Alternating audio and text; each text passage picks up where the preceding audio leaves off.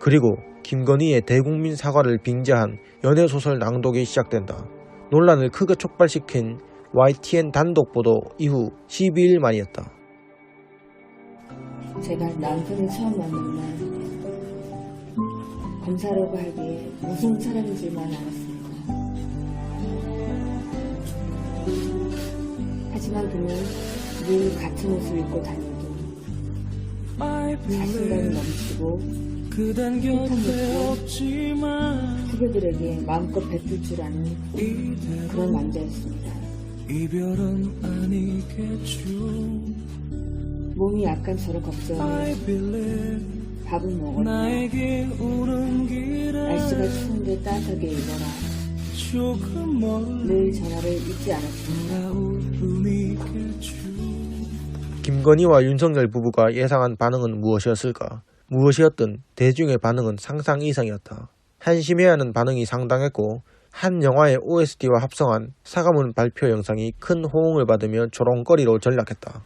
김어준은 이 사건이 대선의 변곡점이 됐다고 분석했다. 저는 그 변곡점을 지난주에 김건희 씨 기자회견이라고 저는 봅니다. 그러나 김건희는 자신의 수많은 허위 경력들과 관련해 일과 학업을 함께하는 과정에서 잘못이 있었다. 잘 보이려 경력을 부풀리고 잘못 적은 것도 있었다. 다만 과장은 몰라도 경력 자체는 사실이라 강조했다.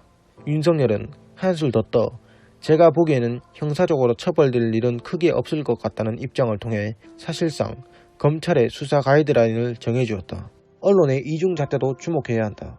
논문 표절, 학력 위조 의혹과 관련해 보수 진보에 대한 언론의 잣대는 극과 극을 달렸다.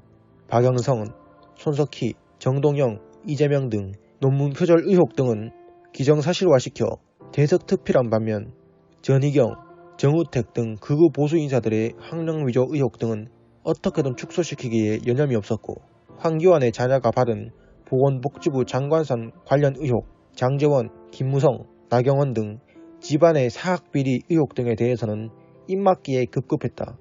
허위 경력이 기재된 이력서를 내고 학원 등에서 강의한 것은 사기죄라는 판례가 속속들이 나오고 있다. 김건희와 유사한 사건에 대한 판례들이다. 일례로 오마이뉴스 기사를 보자 지난해 8월 25일 부산지법 판결문에 따르면 2019년 1월 2일부터 2020년 4월까지 15개월간 비학원 강사로 근무한 A씨가 해당 학원장을 기망해 재물을 교부받은 혐의로 기소된 사건에 대해 징역 6월에 집행유예 1년을 선고했다. A씨는 2019년 1월 해당 학원장에게 2015년 부산 H미용학원 학생상담 및 관리교육 근무와 2016년 서울 I미용학원 국가자격증반 강의를 진행한 경력이 있다고 말하며 이 내용이 적힌 이력서를 제출했다. 그러나 A씨는 해당 학원들에서 강의한 경험이 없었다. 재판부는 피고는 피해자를 기망하여 피해자 운영학원에 입사한 다음 이에 속은 피해자로부터 급여 등을 송금받아 이를 편취했다. 피고인이 허위 경력이 기재된 이력서를 제출한 것은 사기죄의 성립 요건인 기망에 해당된다고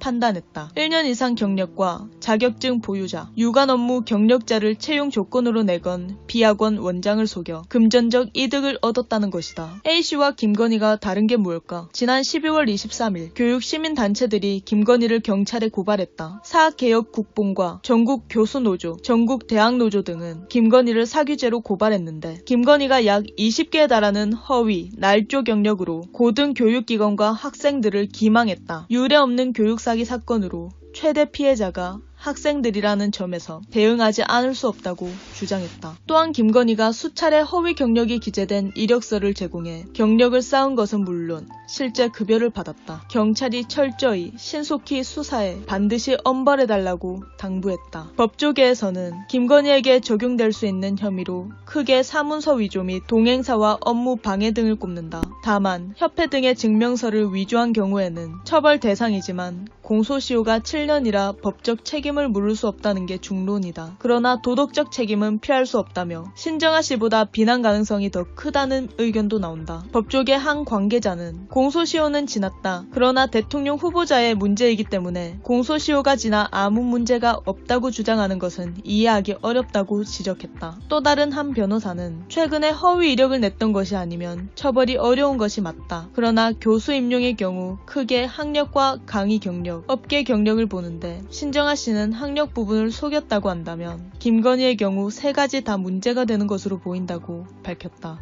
김건희는 말했다. 돋보이고 싶었다. 그것도 죄라면 죄. 참 이기적이고 오만한 말이다. 모두가 돋보이고 싶어한다.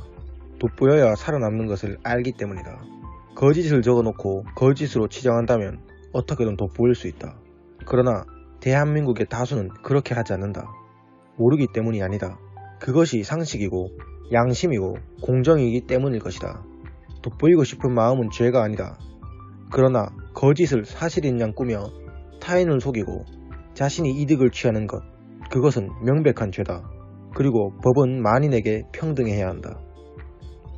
내년 3월 9일을 여러분이 알고 있던 자랑스러운 대한민국이 돌아오는 날로 만들겠습니다. 우리가 알고 있던 법치가 돌아오고, 우리가 알고 있던 공정이 돌아오고, 우리가 알고 있던 상식이 돌아오는 날로 만들겠습니다. 윤석열이 되돌리겠다는 법치, 공정, 상식은 무엇일까? 윤석열의 법치, 공정, 상식은 역대급 교육 사기인가? 그의 행보만 보면 우리가 알고 있는 것과 그가 알고 있는 것은 천지 차이다. 우리가 알고 있던 이라니 이렇게 오만할 수가. 그의 우리란 어느 집단을 말함인가? 일반 시민들을 말함인가? 그렇다면 분명히 하자. 일반 시민의 한 사람으로서 말하건대 우리는 제대로 된 법치를 모른다. 제대로 된 법치란 만인의 평등하고 정당한 것인데 우리는 아직 경험해보지 못했다. 우리는 진짜 공정을 모른다. 사회의 만연한 불공정이 당연하다는 듯 계속 존재하기 때문이다. 윤석열은 우리가 알고 있는 상식을 모른다. 경험해보지도 깊이 생각해보지도 않았기 때문이다. 윤석열의 우리가 알고 있던은 검찰이 알고 있던 검찰에 통용되는 수구 기득권들만의 법치, 공정, 상식을 말함이 아닌가. 누구에게는 죽을 죄가, 누군가에게는 실수로 얼버무려질 수 있는 사회. 공정과 정의의 아이콘, 윤석열이 만들겠다는 사회는 불공정과 불평등으로 점철된 그런 사회인 모양이다.